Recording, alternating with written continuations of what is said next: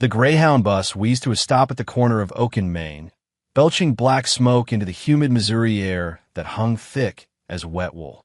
Cole Maddox shifted his weight in the cramped seat, feeling the metal pins in his left leg protest against every bump and pothole from the 347-mile journey from Fort Bragg. The Army docs had wanted him on desk duty, pushing papers and training recruits. Cole had wanted to come home. Now he wasn't sure which option would have hurt less. He grabbed his olive green duffel bag from the overhead rack, the same one he'd carried through 2 deployments. The weight felt different now, lighter somehow, as if 8 months of separation had drained substance from everything he owned. The concrete beneath his boots was cracked and sun-bleached, just like he remembered. Hartsville looked frozen in time, same faded storefronts with hand-painted signs, same rusty pickup trucks parked at odd angles, same feeling that the world moved at half speed here, like honey pour in winter. But something felt wrong. Had felt wrong since he'd woken up in the hospital in Germany, asking for Marla and getting evasive answers from nurses who wouldn't meet his eyes. Cole pulled out his phone and checked the screen for the 12th time since leaving base. No messages. No missed calls. The last text from Marla was 14 days old. Nola has a cold. Talk later. He tried calling yesterday from the discharge office. Straight to voicemail. Her voice bright and cheerful, promising to call back soon. Then again, this morning from the bus station in St. Louis. Same automated message. Same broken promise. The walk to Elm Street took 12 minutes at his new pace. His left leg held up better than expected, though the limp would be permanent. The doctors had shown him X-rays metal pins holding shattered bone together, scar tissue where shrapnel had torn through muscle. Small price for stepping on an IED meant for his squad. 3 soldiers alive because Cole had been walking point. The neighborhood looked exactly the same. Kids' bikes abandoned on front lawns. Garden hoses coiled beside flower beds that needed weeding. The American flag hanging from the Hendersons' porch faded from too many storms. His house came into view, a white 2-story with blue shutters that Marla had insisted on painting last spring. It needs personality, she'd said. Something that says we live here, not just exist here. Cole had hated the color then, thought it made the house look like a dollhouse. Now he just wanted to see the people inside it. But even from the street, details nagged at him. The porch light was burned out, the bulb hanging crooked in its fixture. The welcome mat that had read "Home Sweet Home" in Marla's careful script was gone. Newspapers yellowed with age sat scattered across the front steps. Cole climbed the steps slowly, testing each board. The 3rd step creaked, just like always. He'd been meaning to fix that for 3 years. When he tried the front door, it was locked. That was new. They'd never locked the door during the day, not in a neighborhood where Mrs. Henderson still left her car keys in the ignition. Cole dug out his key ring and turned the deadbolt. The mechanism was stiff, like it hadn't been used in weeks. The door swung open on hinges that needed oil, and the smell hit him with the force of a physical blow. Rotting food, stale beer, cigarette smoke. Something else underneath it all that made his stomach clench, the smell of neglect, of a house where people had stopped caring. Marla. His voice echoed through the entryway, bouncing off walls that seemed too quiet. Nola. No answer except the buzz of flies and the distant murmur of a television turned too loud. Cole dropped his duffel bag and let his eyes adjust to the dim interior. The living room looked like a bomb had gone off. Pizza boxes stacked on the coffee table, their contents now abstract art in green and black. Beer bottles covered every flat surface, some empty, some half full, and growing film on top. The TV was tuned to some daytime talk show where people screamed at each other about paternity tests. But it was the details that made Cole's hands clench into fists. Cigarette burns on the coffee table he'd built with his own hands. Stains on the carpet that looked suspiciously like vomit. A woman's high-heeled shoe kicked under the couch, not Marla's style, too cheap and flashy. The kitchen made the living room look clean. Dishes piled in the sink like a Jenga tower of neglect, crusted with food that might have been there for days or weeks. The garbage can had overflowed onto the linoleum floor, where ants marched in organized columns toward dropped scraps. Milk had spilled across the counter and dried into a yellow film that peeled at the edges. Cole's military training kicked in automatically. Sweep and clear. Identify threats. Secure the area. That he climbed the stairs, favoring his injured leg, but moving with the silent precision that had kept him alive in Afghanistan. Each step revealed new evidence of chaos. Family photos had been turned face down on the wall. The hallway carpet was stained with something dark that might have been wine or blood. Their bedroom door stood open like a mouth. Inside, the bed was unmade, covers thrown aside and twisted into knots. Women's clothes scattered across the floor, but not Marla's usual conservative style. These were cheap and revealing short skirts, low-cut tops, the kind of outfits she'd worn in high school before they got serious stuff men's clothes too. Jeans with permanent grease stains and holes in the knees. A shirt that reeked of cigarettes and sweat, and something else Cole couldn't identify. Work boots caked with mud, sitting beside the bed like they owned the place. Cole's jaw tightened until his teeth ached. He moved to Nola's room with the careful steps of a man approaching a minefield. The door was closed. That was wrong, too. Nola never closed her door during the day. Always wanted to hear what was happening in the house. He turned the handle slowly and pushed the door open. Empty, but wrong in ways that made Cole's heart hammer against his ribs. The bed was made with military precision, corners sharp enough to cut glass. Not how an 8-year-old made beds. Not how Marla made them either. This was the work of someone who'd learned discipline the hard way. Nola's stuffed animals were lined up on the dresser like soldiers on parade. Her books stacked in perfect order of height. Her clothes folded and arranged with mechanical precision. IT looked like a barracks inspection, not a little girl's bedroom. Cole searched the rest of the upstairs methodically, opening closets, checking under beds, looking for any sign of his daughter. The spare bedroom reeked of cigarettes and contained more evidence of the stranger's presence, empty beer cans arranged on the windowsill like trophies, pornographic magazines stacked beside the bed, a leather jacket hanging on the door that screamed trouble. He came back downstairs and checked every room twice. Where was his daughter? The basement yielded nothing but cobwebs and the musty smell of a foundation that needed waterproofing. The garage was empty except for Marla's car detail that made Cole's jaw clench. If her car was here, how had she gotten to Florida? Unless she hadn't gone to Florida at all. Then he heard it, a soft whimper from the back of the house, so quiet he almost missed it over the buzz of flies and the distant television. Cole followed the sound through the kitchen to the laundry room. The door was cracked open just enough for him to see inside. What he found there would haunt him for the rest of his life. Nola sat on the cold linoleum floor next to Buddy's old feeding station. The dog bowls were still there, though Buddy had died of cancer 6 months ago. One bowl contained water that looked days old, filmed with dust and floating debris. The other held dry kibble that had been scattered across the floor. His 8-year-old daughter was eating dog food with her hands, picking up individual pieces and chewing them slowly, methodically, like someone who'd learned to make every bite count. Dad! Her voice was barely a whisper, hoarse and broken. Cole's heart stopped beating. Actually stopped. For a moment, the world went silent except for the roar of blood in his ears. She was thin. Dangerously thin. Her clothes, a dress he remembered buying for her birthday last year, hung on her frame like a scarecrow's outfit. Her face was hollow, cheekbones prominent in ways that belonged on famine victims, not American children. Dark circles ringed her eyes, making her look like a little ghost. Hey, baby girl. He knelt beside her on the dirty floor, keeping his voice steady despite the earthquake happening inside his chest. What are you doing? It hurts. Nola looked up at him with eyes that had seen things no child should see. My tummy hurts all the time now. That's when Cole noticed the bruises. Finger marks on her upper arms, faded from purple to yellow-green, but still clearly visible. A mark on her thin wrist that looked exactly like a grip pattern. Another bruise on her shoulder blade, partially hidden by her dress. Where's Mommy, sweetheart? Gone. Nola picked up another piece of kibble with trembling fingers. She left 3 days ago. Maybe 4. I stopped counting. She left you alone. She left a man here. Jay. He said no crying aloud. I didn't cry, Dad. I was really good. I didn't cry even when it hurt.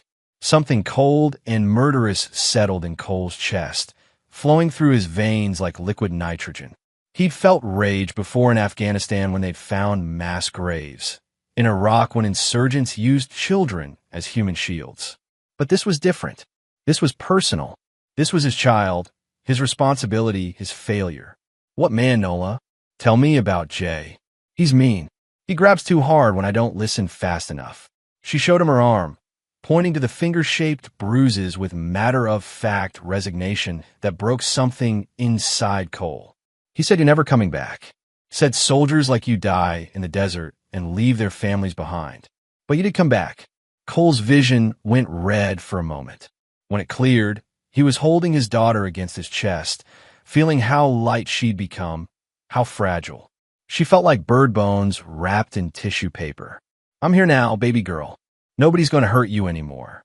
Not ever again. Promise? Really promise? I promise. Cross my heart." But even as he said the words, Cole was already planning, already calculating distances and angles and the most efficient ways to destroy the people who had done this to his child.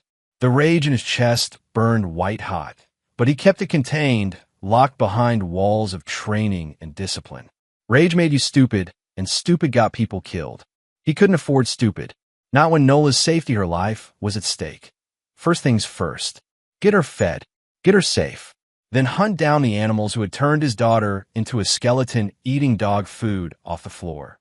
Cole carried Nola to the kitchen and set her gently on one of the chairs that wasn't covered in garbage. Her weight was shocking. She couldn't weigh more than 50 pounds, maybe less. At 8 years old, she should have been solid, healthy, full of energy and mischief. Instead, she sat perfectly still, hands folded in her lap like a little soldier awaiting orders. The pantry yielded exactly 1 can of chicken noodle soup, hidden behind empty cereal boxes and expired crackers. Everything else had been consumed or had spoiled beyond recognition. Cole opened the can with hands that wanted to shake and heated it on the stove, one of the few appliances that still worked. While the soup warmed, he studied his daughter.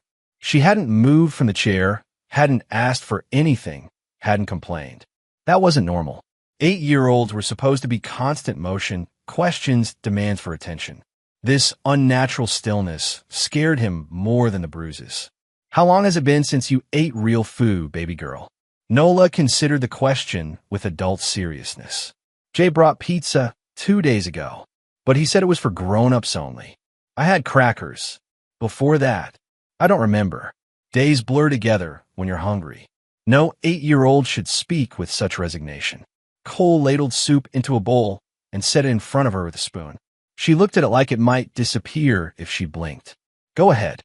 Eat as much as you want."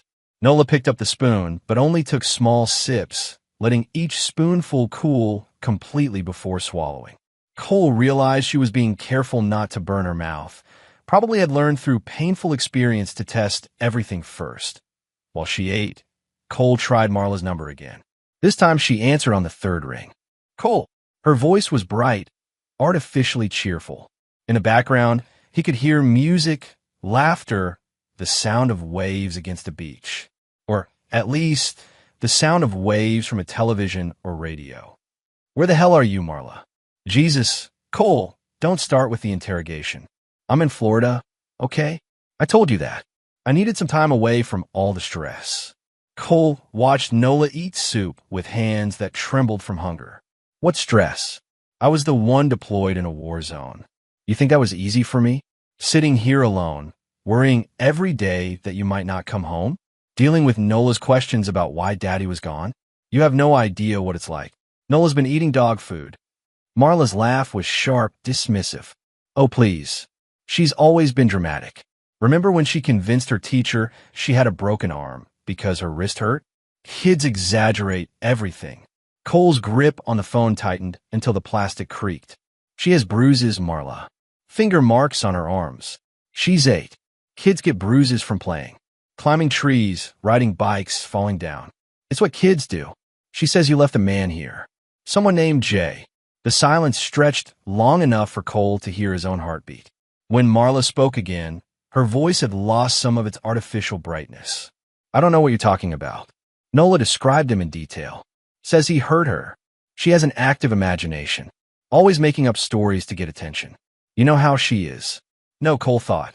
He knew how she used to be full of wild stories about dragons in the basement and princesses in the garden.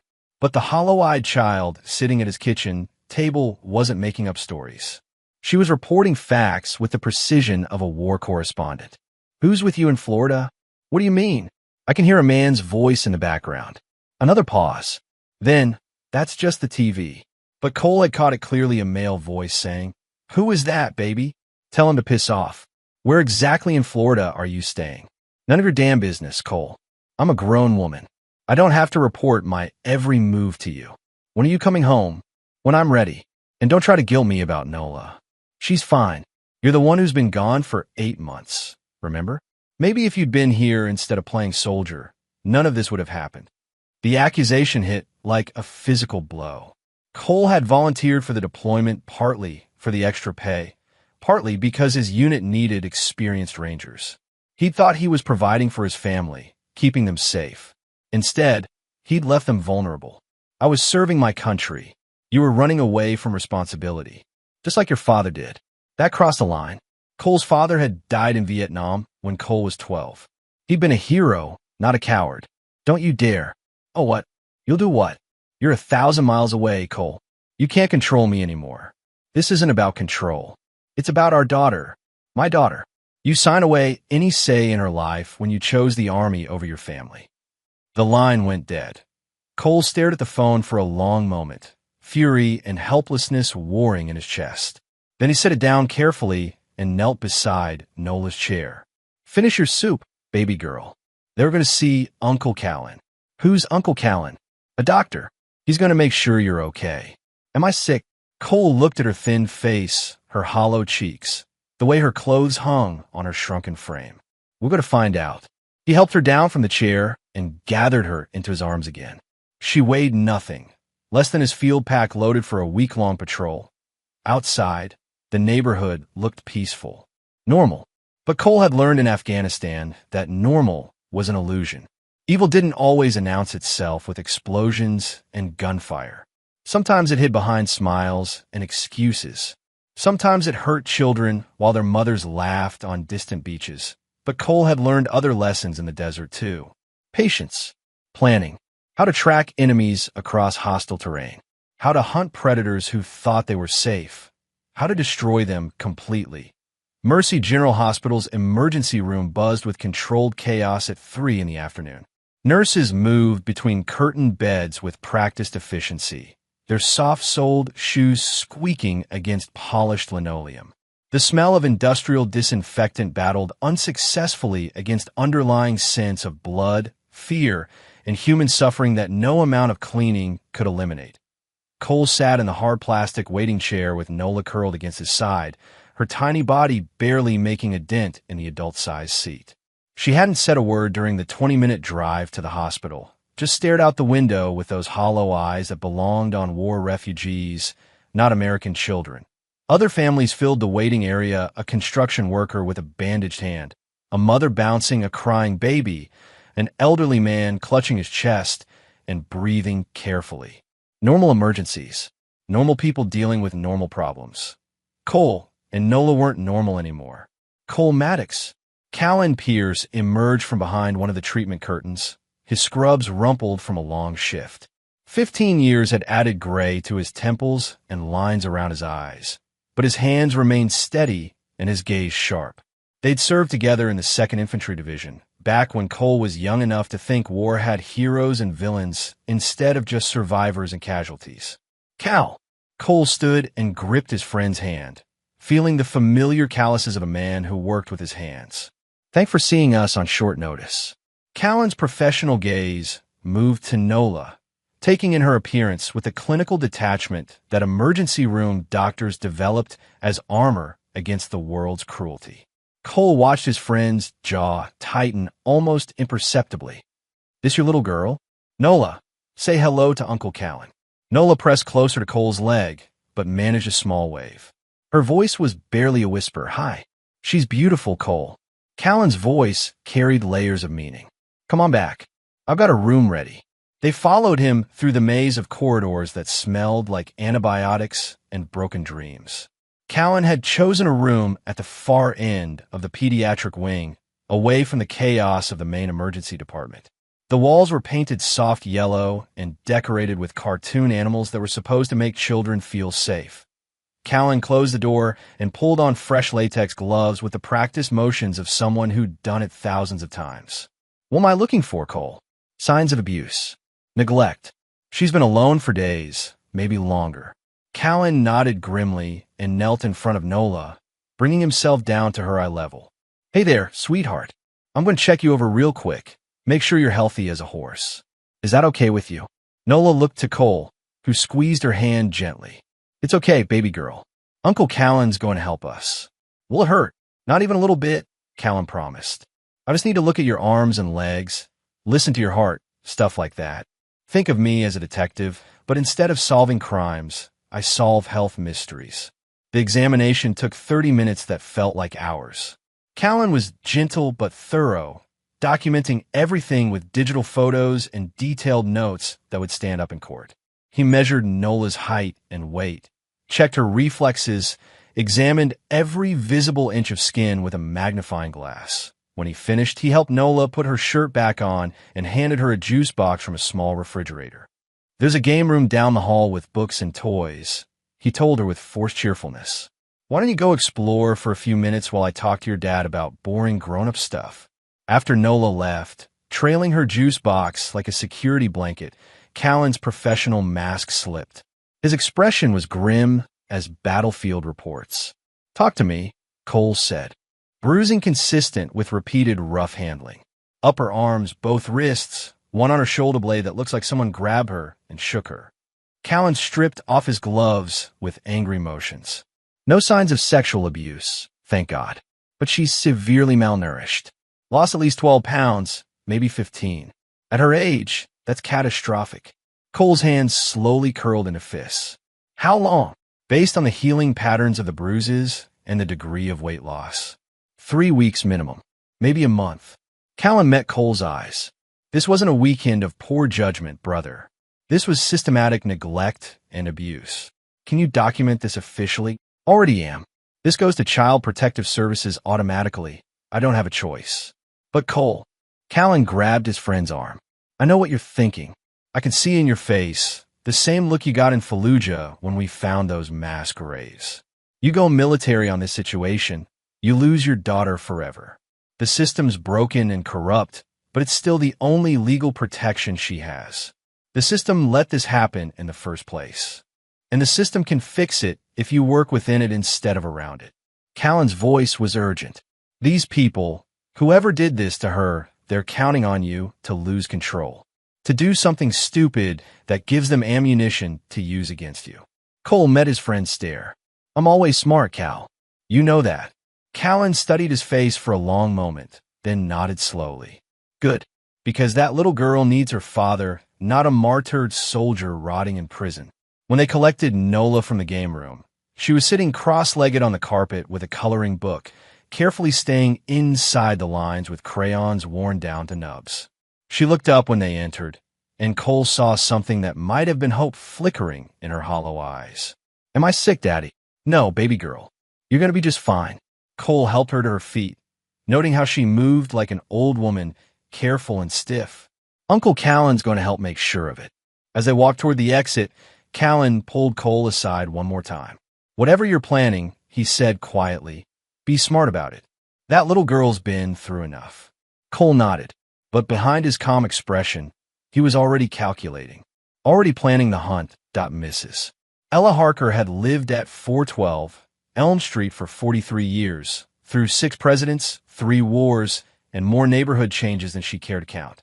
She'd raised 6 children in the yellow house with the prize-winning rose garden, buried 2 husbands who'd worked themselves to death providing for their families, and survived 3 tornadoes that had flattened half the county. AT-70. She was small and frail, her back curved from decades of hard work, but her mind remained sharp as surgical steel. She answered her front door before Cole could knock, as if she'd been watching for him from behind her lace curtains. Wondered when you'd come by. She stepped aside to let him enter, her movements careful but determined. That child of yours needs help, and needed it weeks ago. Cole followed her into a living room that belonged to a different era. Doilies covered every surface. Photographs in silver frames documented a lifetime of family gatherings, graduations, weddings, christenings. The air smelled of lavender sachets and old memories, a stark contrast to the neglect and decay he'd found at his own house. "Tell me what you saw, Mrs. Harker." "More than I wanted to, and not enough to stop it." Ella poured tea from a china set that probably cost more than Cole's monthly military pay. Her hand shook slightly with age, but her voice was steady. "Started about 3 weeks ago, maybe a month. That man showing up at your house at all hours. Drunk most of the time, shouting and carrying on like he owned the place. Jay, if that's his name. Greasy little weasel with dead eyes and no visible means of support. Drove a rusted pickup truck that leaked oil all over your driveway." Ella's voice carried 40 years of watching neighbors and cataloging their sins. "No job that I could see. Just living off your wife like a parasite." Cole accepted the teacup but didn't drink. The delicate china felt ridiculous in his hands that had held assault rifles and pressure bandages and dying soldiers. "You called someone?" "Called Marla first like a fool. Told her I heard screaming coming from your house in the middle of the night. Told her I was concerned about little Nola." Ella's eyes flashed with remembered anger. "You know what she said to me? Said to mind my damn business. Said I was a lonely old woman making up stories for attention. But you didn't stop there." "Hell no, I didn't stop there. I'm minding my business, all right. Called Child Protective Services myself the next day." Ella leaned forward in her chair, her voice dropping to a whisper as if the walls might have ears. "Fat lot of good it did. What happened when they came out? Dog and pony show. That man Jay disappeared for a few hours, probably hid in some bar until the coast was clear. Marla put on her best dress and her sweetest smile, invited the social worker in for coffee and cookies." Ella's tone turned bitter. Spun them a story about how hard it was being a military wife, how worried she was about your mental state when you came home from the war. Cole's jaw tightened. "She said I had PTSD. She said you'd been acting strange before you left. Violent outbursts, drinking problems, threats against the family. Said she was afraid of what you might do when you came back." Ella watched Cole's face carefully. "None of that's true, is it?" "None of it. Didn't think so. I've seen real PTSD. My first husband came back from Korea carrying demons he never talked about." "You don't have that look.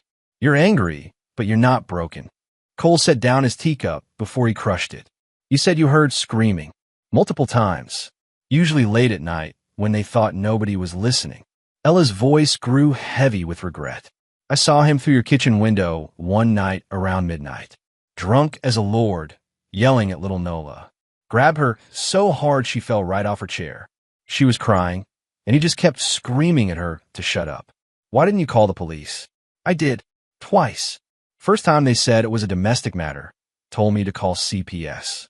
Second time they came out, but Jay and Marla convinced them it was just a television turned up too loud." Ella's hands shook with more than age now. Systems rigged to protect the adults, not the children. Cole stood and walked to the window that faced his house. From here, Ella would have had a clear view of his kitchen, his living room, his daughter's bedroom window. She'd been watching, documenting, trying to help in the only way she knew how. "If I need you to testify in court, will you?" "In a heartbeat. That sweet child deserves better than what she's been getting." Ella joined him at the window. "But Cole, be careful how you handle this. I've lived long enough to see good men destroyed by bad circumstances. Don't let your anger make you into something you'll regret." Cole nodded, but he was already thinking beyond courtrooms and testimony. The legal system had failed Nola once. It would probably fail her again, tied up in bureaucracy and benefit of the doubt while his daughter suffered. But there were other systems. Older systems. More permanent solutions. From Ella's house, Cole drove across town to the courthouse, a brick building that had dispensed justice and injustice in equal measure for over a century. Judge Bishop Lorry's office was on the 3rd floor, behind heavy oak doors that had absorbed decades of human drama. Lorry was 75, officially retired from the bench, but still practicing family law from a cluttered office that smelled like old books and older whiskey. He'd known Cole's father, had helped Cole navigate the legal system when he'd enlisted as a 17-year-old with a forged birth certificate and a need to escape his circumstances. Cole. Lori stood from behind an antique desk piled high with case files and legal briefs. Heard you were back. Sorry about the circumstances. News travels fast in small towns, especially when it involves children. Lori was a big man, 6'4" and built like a linebacker, with silver hair and eyes that had seen every form of human cruelty imaginable. Drink. It's 3 in the afternoon. Not a question of time, son. Question of necessity. Lori poured bourbon from a crystal decanter that had probably cost more than Cole's car. Sometimes the day requires artificial fortification. Cole declined with a shake of his head. I need legal advice. About your wife and her boyfriend. About what they did to your daughter. Lori sipped his bourbon and studied Cole with the intensity of a judge weighing evidence. Tell me everything. Don't leave out details. Don't soften the edges. I need the truth, not the version that makes you feel better. Cole told him everything. Nola's condition when he'd found her. The bruises documented by Callan. Ella Harker's witness testimony. Marla's lies and manipulations. The mysterious Jay who hurt children and threatened them with knives. When he finished, Lori was quiet for a long moment, staring into his bourbon as if it might contain answers to questions that had no good solutions. You want justice. The old judge's voice was steady as granite. Build the noose and let the law tighten it. Meaning what exactly? Meaning you document everything. Every bruise, every witness statement, every lie they tell. You build a case so airtight that not even the most corrupt judge could ignore it. Lori met Cole's eyes. Evidence is everything. Emotion is nothing. The courts don't care how angry you are, they care what you can prove. And if the legal system fails? If they walk away free while my daughter pays the price? Lori's expression didn't change, but something cold flickered in his eyes. Then you handle it the way your father would have. The way men handled things before we had bureaucrats and social workers making excuses for evil. Cole understood. The old judge was giving him 2 paths, the legal way and the permanent way. Work within the system first, but be prepared to step outside it if justice demanded it. How long do I have? Not long. Marla's already poisoned the well with CPS. They'll be looking for reasons to doubt you, evidence that you're unstable or dangerous. Lori finished his bourbon and set the glass down with a sharp click. You need to be perfect, son. One mistake, one moment of lost control, and they'll use it to destroy you. Cole nodded and stood to leave. At the door, Lori called after him. Cole, your father was a good man who did hard things when the situation demanded it. Don't let anyone tell you that protecting your family makes you a monster. The next morning brought Linda Voss from Child Protective Services. She was young, maybe 25, with earnest eyes and a briefcase full of good intentions. Cole met her at the door with Nola at his side. Mr. Maddox? I'm here to follow up on the report filed yesterday. Cole let her in and watched her scan the living room. He'd spent the morning cleaning, throwing out the garbage and rotting food. The house looked normal now. Clean. I understand there are concerns about Nola's welfare. There were. I'm handling them now. Voss pulled out a tablet and stylus. I'll need to speak with Nola privately. Standard procedure. She's been through enough. I stay. Mr. Maddox, I appreciate your concern, but I stay. Something in Cole's voice made her reconsider. She nodded and knelt in front of Nola. Hi, honey. I'm Linda.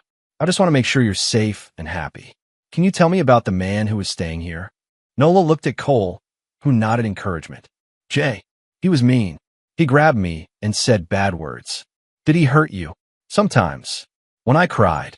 Nola's voice was barely audible. Mommy said not to tell. Voss made notes. Where's your mommy now? Florida. At the beach. She left you alone? With Jay. But he didn't take care of me. I got hungry. Voss spent another 20 minutes asking questions, documenting Nola's answers. When she finished, she stood and faced Cole. I'll be recommending immediate protective custody pending a full investigation.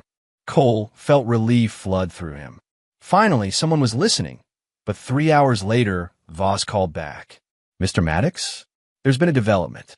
Mrs. Maddox has returned and is requesting an immediate meeting. Cole closed his eyes. When? This afternoon. 2 o'clock. The meeting took place at the CPS office downtown. Cole arrived early and waited in a sterile conference room that smelled of cheap coffee and broken families. Marla walked in at exactly 2 o'clock, and Cole barely recognized her. She'd always been beautiful, but now she looked polished. Professional. Hair perfectly styled. Makeup flawless. Wearing a conservative dress that screamed responsible mother. Behind her came a man Cole had never seen before. Tall, thin, expensive suit. Lawyer. Cole. Marla's voice was soft, concerned. I'm so sorry about the misunderstanding. She sat across from him, and Cole studied her face. No tan lines from Florida. No sign she'd been anywhere near a beach. Where's Jay? I don't know what you mean. The lawyer leaned forward. Mr. Maddox, my client has been dealing with some personal issues. She sought treatment at a private facility in Florida. The man you're referring to was a licensed caregiver. Cole turned to Voss. You believe this? Marla's eyes filled with tears. Cole, I know how this looks. I should have told you where I was going, but I was scared. After what happened in your last deployment, I wasn't sure you could handle the stress. What happened in my deployment? The nightmares. The anger. Dr. Patterson documented everything. Cole's blood went cold. Dr. Patterson was the Army psychologist who'd evaluated him after the IED. Standard procedure for wounded soldiers. Cole had mentioned having trouble sleeping, maybe some irritability. Now, they were using it against him. I don't have PTSD. Of course not, Marla said gently. But the stress of readjustment can be challenging. For the whole family. Voss looked between them, clearly uncomfortable. Mrs. Maddox, we have documentation of abuse. Nola has an active imagination. She's been acting out since Cole's injury. Making up stories to get attention.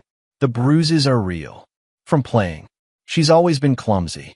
Marla wiped her eyes. I know I made mistakes. Leaving her with a caregiver was poor judgment. But I was protecting her from a potentially volatile situation. The lawyer slid papers across the table. We're requesting immediate reunification and supervised visitation for Mr. Maddox, pending a psychological evaluation. Cole read the documents. Temporary custody to Marla. No contact order against him until he's submitted to psychiatric assessment. This is insane. It's precautionary, Voss said, until we can sort out the facts. Cole looked at Marla. She met his eyes with perfect composure. No guilt, no shame, just cold calculation. You planned this. I plan to protect our daughter. Her voice never wavered. From whatever you might do. That evening, Cole drove past his own house and saw lights in the windows. Marla's car in the driveway, and beside it, a rusted pickup truck with Louisiana plates. Jay was back. Red Clay's auto shop occupied 10 acres of scrubland east of Hartsville, where the pavement gave way to gravel roads and the city pretended civilization ended. The main building was a converted gas station from the 1950s, its red brick walls weathered by decades of Missouri storms. Surrounding it were the bones of dead vehicles, rusted car frames, motorcycle parts, engine blocks that had given up their ghosts to keep other machines running. Cole found Red under the hood of a '78 Camaro, his weathered hands working magic on a rebuilt engine that purred like a contented cat. The old Apache was 72, but moved with the fluid grace of someone who'd spent a lifetime fixing things that other people had broken. Heard you were back. Red didn't look up from his work, but his voice carried the warmth of old friendship. Heard you got troubles that need fixing. Word travels fast. Small town. Gets smaller when you're the only Indian in 50 miles, and people think you know magic. Red wiped his hands on a shop rag that had seen better decades. Your daddy ever tell you about the first time we met? Cole shook his head. His father had died when Cole was 12, taking most of his stories with him. Saigon, 1969. I was 19, drunk, broke, and about to get my ass kicked by 3 military police who didn't appreciate my skin color or my attitude. Red's dark eyes held memories of a different war, a different time when the enemy was clearer and the rules simpler. Your dad stepped in, never asked why I was in trouble, never wanted explanations. Just helped a fellow soldier who needed help. He never mentioned it. Good men don't brag about doing right. Red closed the Camaro's hood with a satisfying thunk. Point is, when Jack Maddox's son needs help, he gets it. No questions asked. I need a place to stay while I sort out my legal situation. And access to tools. Tools for what kind of work? Cole met the old man's gaze steadily. The kind that fixes problems permanently. Red smiled, and it wasn't a pleasant expression. It was the smile of someone who'd learned that some problems couldn't be negotiated with or reasoned away. Gas station office upstairs is empty. Tool sheds always unlocked. What else you need? Information. Technical expertise. Someone who understands surveillance equipment. Can't help with that. My expertise ends with carburetors and combustion engines. But I know someone who can. Red pulled out an ancient cell phone that looked like it belonged in a museum. Ever heard of Kira Valen? The name meant nothing to Cole. Head librarian at the public library. Don't let the job title fool you. Woman's got a master's degree in computer science and a security clearance from her army days. Runs the library's digital archives, but her real talent is making technology do things it wasn't designed to do. Why would she help me? Because some fights are worth fighting, and some children deserve better than what they're getting. Red's expression grew serious. Also because her little brother died in a house fire while CPS was investigating abuse reports. System failed that boy, just like it's failing your daughter. That evening, Cole met Kira Valen in the reference section of Hartsville Public Library, surrounded by computer terminals and the musty smell of books that held a century of human knowledge. The library was officially closed, but she'd agreed to the meeting anyway. Another sign that Red's network of connections ran deeper than most people realized. She was younger than Cole had expected, maybe 32, with auburn hair pulled back in a practical ponytail and gray eyes that missed nothing. Her civilian clothes couldn't quite hide the posture of someone who'd worn a uniform, the unconscious alertness of a soldier who'd learned that threats came from unexpected directions. Red says you need help with surveillance. Her voice was direct, no nonsense. What kind of surveillance? I need to prove my wife and her boyfriend are abusing my daughter. Kira studied him for a moment, taking his measure the way soldiers evaluated potential allies. Audio or visual? Audio's safer.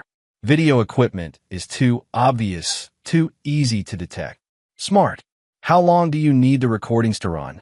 Until I have enough evidence to destroy them in court. Legally destroy them, Kira corrected. Because illegal surveillance won't be admissible and anonymous tips only go so far. I understand the rules. Do you? Because this isn't Afghanistan or Iraq, where the rules of engagement are written in blood and bullets. This is small-town America, where appearance matters more than truth, and the wrong kind of evidence can hurt you more than it helps. Cole met her challenging stare. Then we make sure the evidence is the right kind. Kira smiled for the first time, and it transformed her face from stern librarian to something altogether more dangerous. Good answer. Show me the target location.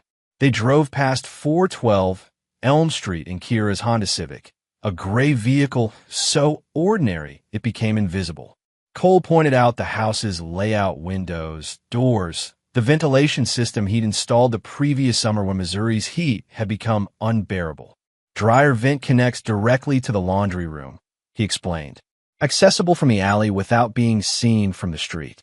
Metal or plastic ducting? Metal. Installed it myself. Kira nodded approvingly. Perfect. Metal ductwork actually improves audio quality, works like a giant microphone. How's the neighborhood for foot traffic? Quiet after 9 p.m. Most people are old and go to bed early. Security cameras? None visible. This isn't that kind of neighborhood. Yet, Kira pulled over 3 blocks away and turned off the engine. I can build you a digital recorder, voice-activated, encrypted storage, automatic upload to a secure server every 4 hours. But I need 2 days to build and test it. I don't have 2 days. They're hurting her right now, and if we rush this and get caught, they'll hurt her worse. Plus, you'll lose any chance of legal custody. Kira's voice was patient but firm. Good intelligence takes time. Patience saves lives. Cole wanted to argue, wanted to kick down his own front door and settle this with his hands. But she was right. Emotional decisions got people killed, and right now Nolan needed him smart more than she needed him fast. 2 days, he agreed. 2 days. And Cole, Kira's expression grew serious. Whatever you hear on those recordings, you can't act on it directly. The moment you cross the line from evidence gathering to vigilante justice, you lose everything. Your daughter, your freedom, your chance to make this right. I understand. But even as he said the words, Cole was thinking about the knife Jay had shown his daughter, about the bruises on her thin arms, about the way she'd flinched when he tried to hug her at the hospital. Understanding and accepting were two very different things. That night, Cole sat in the small apartment above Red's garage, staring at his cell phone and fighting the urge to call Nola. She was staying with Callan and his wife until the custody situation was resolved, safe, fed, probably the first full night's sleep she'd had in weeks. But Cole couldn't sleep.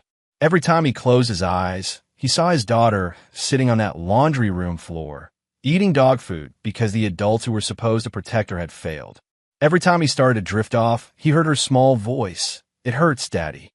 Tomorrow he would start gathering the evidence that would put Marla and Jay in prison.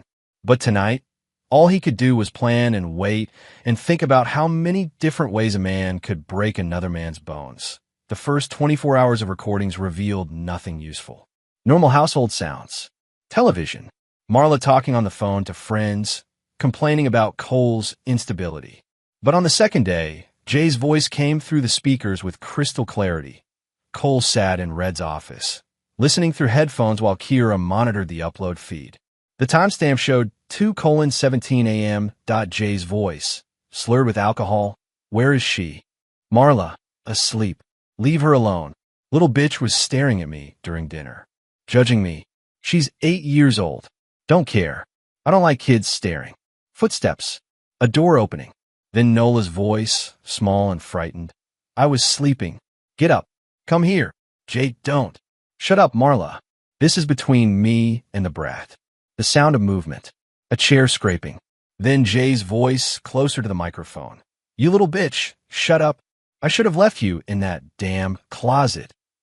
Nola sobbing. I'm sorry. Stop crying, or I'll give you something to cry about." Marla's voice, harder now. "If you leave a mark, we'll lose the custody money. Just scare her." Cole pulled off the headphones. His hands were shaking. "There's more," Kira said quietly. Cole put the headphones back on. The recording had jumped forward to the next morning. Jay and Marla talking over coffee. "Jay, how much are we talking about?" Marla, "Cole's pension is $1,800 a month, plus the disability payment. Another $600. And the kid support, we can claim hardship. Get it bumped up to $1,000 a month." Marla's voice was businesslike. "But we need to document his instability. Make him look dangerous. Easy enough. I got friends who'll swear he threatened them." "No, too obvious. We file false police reports. They'll figure it out eventually. Better to let him hang himself." Jay laughed. "What if he doesn't? Then we help him along." Cole ripped off the headphones and stood up so fast his chair toppled over. "That's enough," he said. Kira looked up from her laptop. "There's 18 more hours of recordings. Send everything to Bishop Laurie. Now." "Cole, wait." "Send it now." Kira's fingers flew across the keyboard. "Done. But what are you going to do?" Cole was already walking toward the door. "Fix the problem." Bishop Laurie moved with the efficiency of someone who'd spent 40 years navigating the labyrinth of legal bureaucracy. By 10 o'clock the morning after receiving the recordings, he'd contacted prosecutor Raquel Dorsey. By 11, she'd listened to 18 hours of evidence that painted a picture of systematic child abuse and fraud. By noon, she'd secured warrants for immediate arrest and removal of the child from the home. Cole watched from Red Clay's pickup truck, parked 2 blocks away with a clear view of 412 Elm Street. The raid began at exactly 1:15 p.m., coordinated like a military operation. Sheriff's deputies surrounded the house while Child Protective Services vehicles waited in the street. No escape routes. No chances for evidence to be destroyed.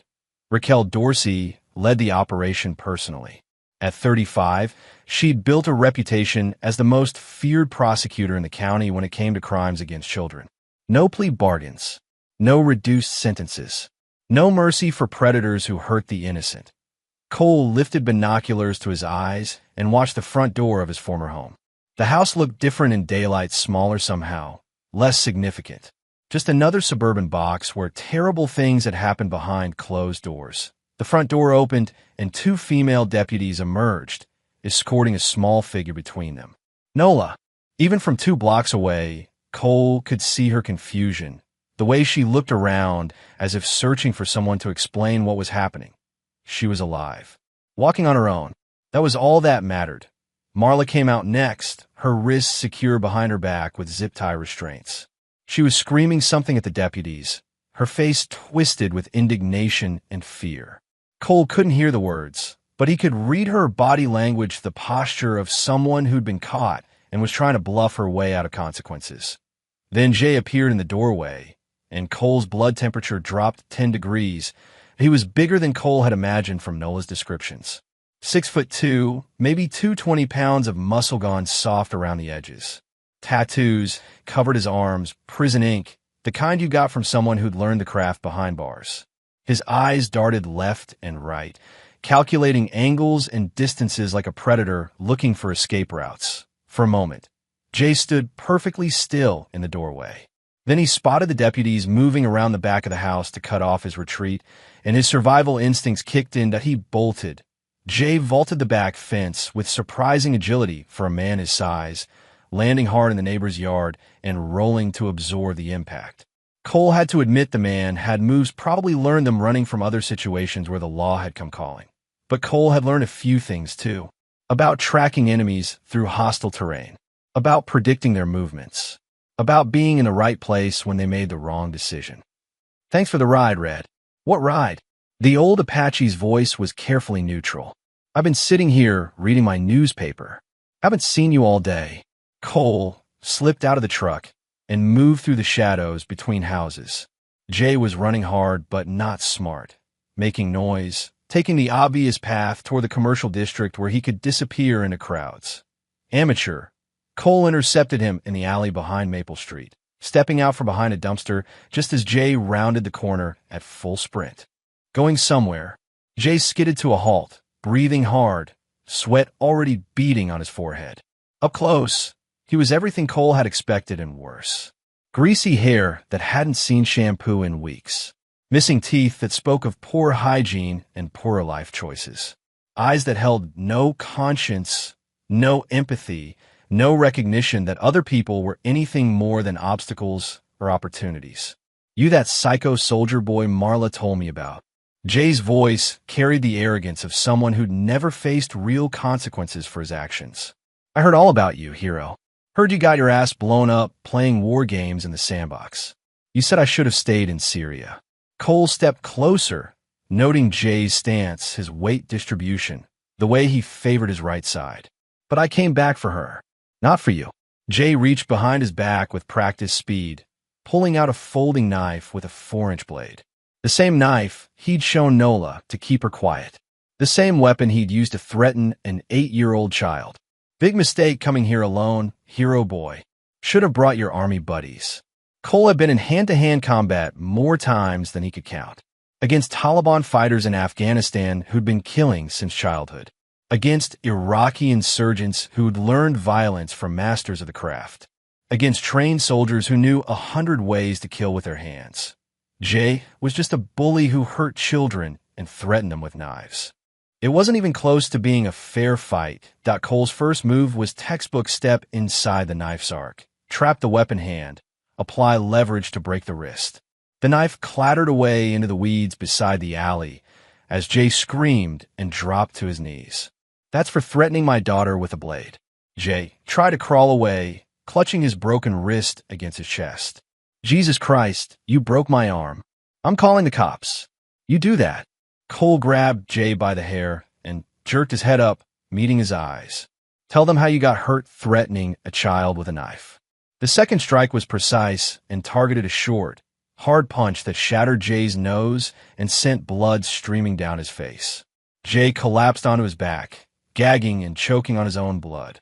That's for the bruises on her arms. Cole walked calmly to the construction site, next to the alley, and selected a crowbar from a pile of tools left behind by workers who'd gone home for the day. The weight felt good in his hands, 3 pounds of steel and righteous purpose.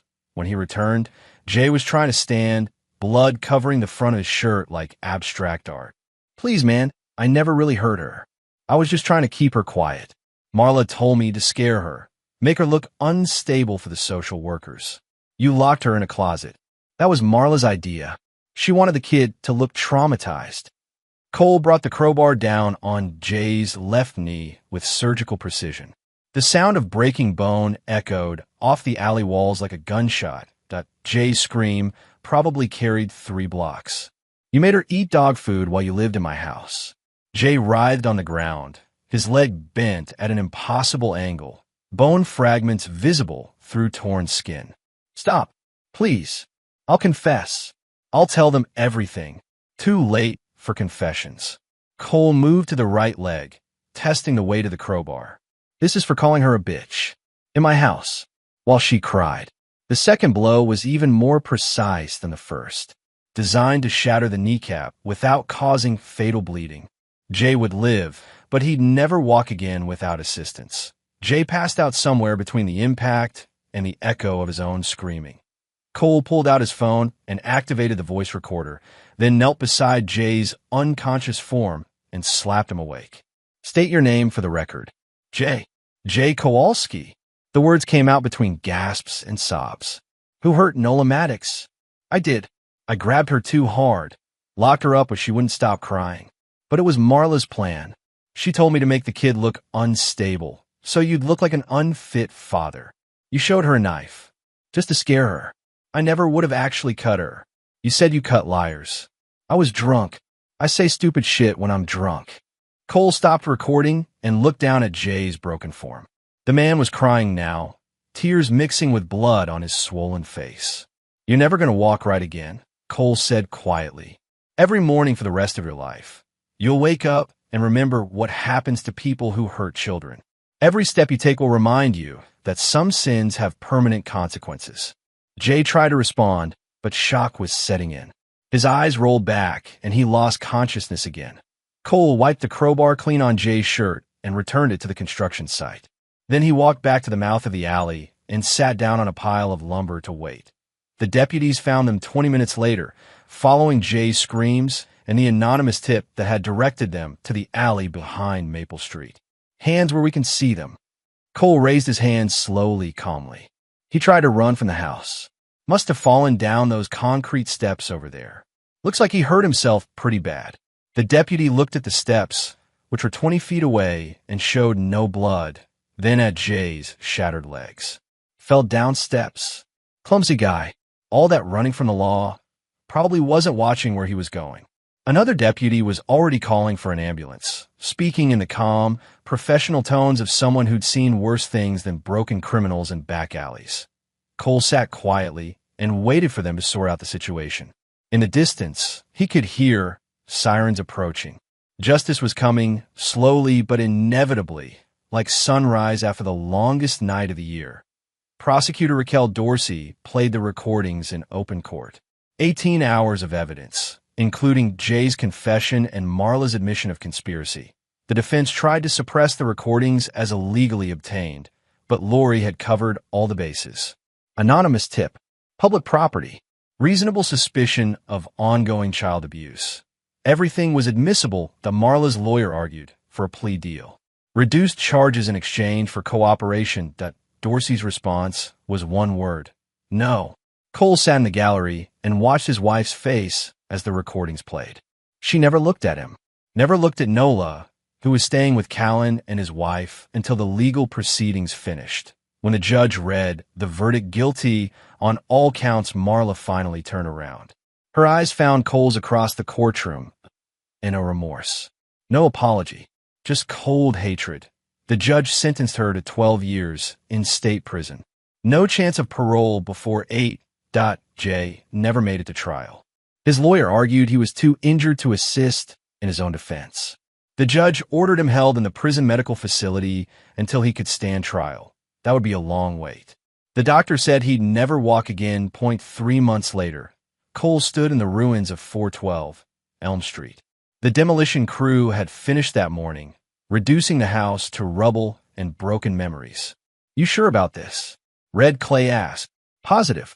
Nola doesn't need to see this place anymore. They'd moved in with Red temporarily, while Cole designed the new cabin. Small, efficient, surrounded by open land where no one could approach without being seen. Nola was getting better.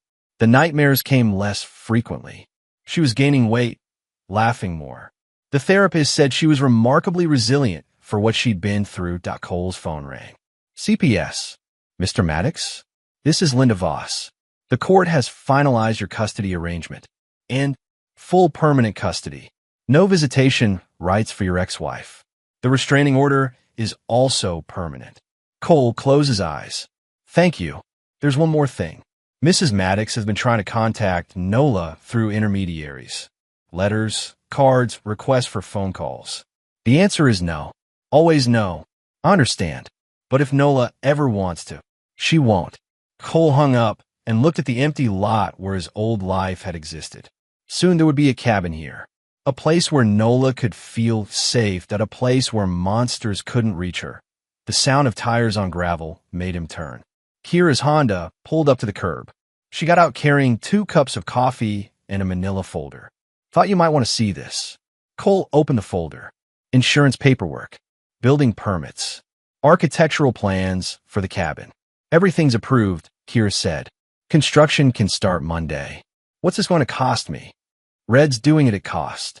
I'm handling the permits. The Veterans Association is donating materials. Cole stared at her.